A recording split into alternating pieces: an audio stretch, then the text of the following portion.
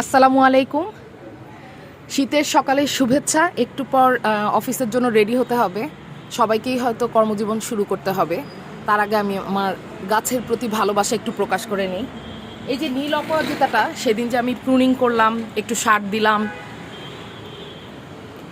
Just 15 days যত্ন করেছিলাম, 15 days আগে যত্ন করেছিলাম। আর সেটা এখন আজকে আমাকে ফুলের শুভেচ্ছা জানালো এই যে অপরাজিতা।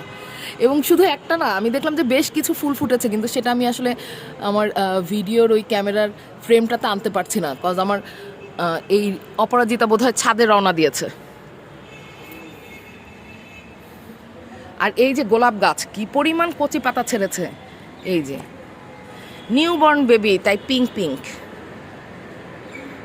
প্রতিটা ডাল ওই পিঙ্ক পাতা দিয়ে ভরে গিয়েছে,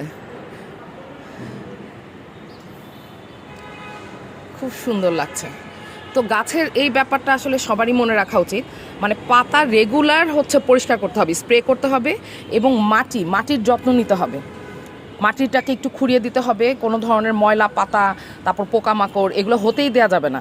আর ফাঙ্গিসাইড যে পাউডারটা, এটা আমার মনে হয় যে মাসে অন্তত একবার দেওয়া উচিত সবগুলা টবে। প্রতি মাসে একবার দিলে অন্তত পোকামাকড় থাকবে না। আজ দেখলাম বেশ কিছু এই যে আমার হলুদ গাঁদা ফুটেছে।